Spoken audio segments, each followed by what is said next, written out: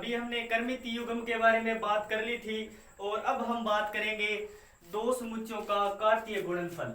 तो देखो, दो समुच्चयों का कार्तीय गुणनफल किस प्रकार प्रदर्शित किया जाता है, किस प्रकार लिखा जाता है, मैं इनके बारे में अब बताने जा रहा हूं। तो देखो, अरिक्त समुच्चय ए अरिक्त समुच्चय बी से कार्तीय गुणनफल उन सभी कर्मित युग्मों का समुच्चय होता है जिसमें प्रथम अवयव समुच्चय ए से, यानी प्रथम अवयव है वो किससे लिया जाएगा, सेट ए से लिया जाएगा, यानी समुच्चय ए से लिया जाएगा। वह द्वितीय अवयव समुच्चय बी से लिया जाएगा, यानी जो सेट बी है उससे क्या है, क्या द्वितीय अवयव है वो समुच्चय बी से लेंगे और इसे निम्नलिखित प्रकार से दर्शाया जाता है। तो देखो किस प्रकार, देखो ए क्रॉस बी यानी ए मल्टीप्लाई बी बराबर, अब देखो यहाँ पर देखो ए कोमा बी, इसे कर्मित युग्म में दर्शाया हुआ है। तो अब देखो यहाँ पर देखो, ये ए है वो क्या है, सेट ए से लेंगे और बी है वो किस से लेंगे, सेट बी से लेंगे। तो अब क्या है, प्रत्येक ए बिलोंग्स टू ए। अब देखो स्मॉल ए है वो किस सेट से आएगा, यानी ए सेट से आएगा, और स्मॉल बी है वो सेट किससे आएगा, बी से, यानी बी समुच्चय से, और ये स्मॉल ए है वो सेट ए से या समुच्चय ए से आएगा।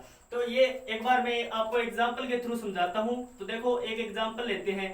मान लिया हमने ए सेट में है 1 2 3 एलिमेंट और बी सेट में है 4 5।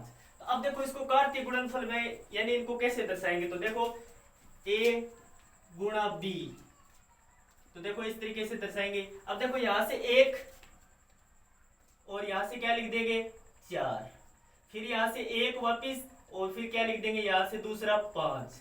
बात समझ आ गई, यानी 1 का पहले 4 के साथ फिर 1 5 के साथ। अब देखो उसी तरीके से 2 का करते हैं, 2 का पहले किससे 4 के साथ और फिर किसके साथ आ जाएगा 2 का 5 के साथ, और इसी प्रकार क्या कर देंगे 3 4 और 3 5।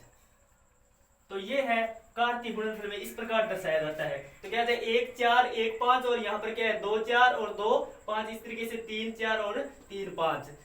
तो इस तरीके से इनको कार्तीय गुणनफल में दर्शाया जाता है।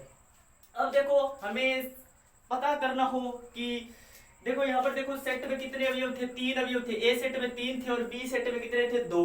अब कई बार हमें अवयवों की संख्या पूरी पता करनी हो डायरेक्ट, तो उस यहाँ पर कुछ नोट लिखे हुए हैं, इनसे आप पढ़ के आप अंदाजा लगा सकते हो और वैसे मैं समझाऊंगा। अब देखो यहाँ पर क्या है, यदि समुच्चय ए में पी अवयव हो तथा समुच्चय बी में क्यू अवयव हो तो एक गुणा बी में पी गुणा क्यू अवयव लिखे जाएंगे।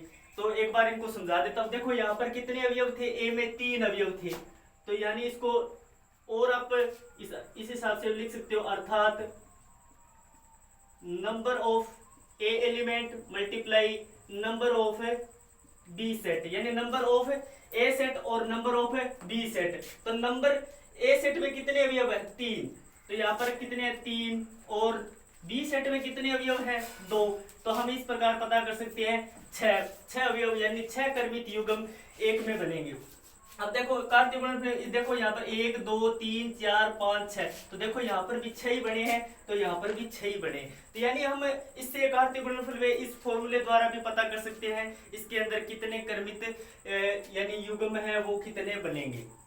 अब देखो 2 नंबर नोट, यदि एक समुच्चय में अवयवों की संख्या अपरिमित हो, अपरिमित का मतलब यानी अनंत हो या असीमित हो, तो कार्तीय गुणनफल में भी अपरिमित ही अवयव होंगे। तो कार्तीय गुणनफल में भी अवयवों की संख्या क्या होगी, अपरिमित होगी, यानी असीमित होगी।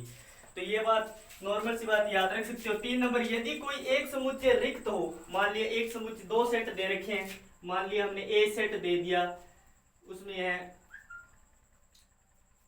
इसमें है ही नहीं ये रिक्त समुच्चय, तो यहाँ पर a बराबर 5 से दर्शाया जाएगा, ये याद रख लेना, ये 5 है। और b सेट में मान लिया हमने इसमें दे रखा है 4 5। तो अब इसका कार्तीय गुणनफल में दर्शाएंगे तो इसका कार्तीय गुणनफल भी रिक्त आएगा, यानी a क्रॉस b क्या आ जाएगा रिक्त। अगर दोनों रिक्त हो तो भी रिक्त आएगा और एक रिक्त है तो भी रिक्त आएगा, यानी ए सेट एक रिक्त था और बी में कुछ अवयव थे और ए क्रॉस बी किया तो ये भी 5 आया था। तो कहने का मतलब दोनों में अगर एक भी रिक्त समुच्चय होता है तो क्या है कि उनका कार्तीय गुणनफल भी क्या होता है, रिक्त ही होता है। अब 4 नंबर, यदि दोनों समुच्चयों के अवयवों की संख्या परिमित हो, यानी अवयवों की संख्या सीमित हो, हमें पता हो 2 है 3 है कितने भी है, तो इसका एग्जांपल हम ये मान सकते हैं, जो एग्जांपल मैंने दिया था इसमें 3 अवयव थे, इसमें 2 अवयव थे। इसी प्रकार परिमित हो तो उसके कार्तीय गुणनफल में परिमित ही अवयव होंगे, तो उनका अवयव देखो यहाँ पर 6 अवयव थे, ये हमें पता चल गया कि इनमें भी कितने हैं, परिमित, यानी परिमित अवयव हैं, यानी पूरा पूरा यानी 6 अवयव हैं। तो इसी प्रकार देख लो, तो हम कह सकते हैं कि ये गिने जा सकते हैं और हमें पता भी है।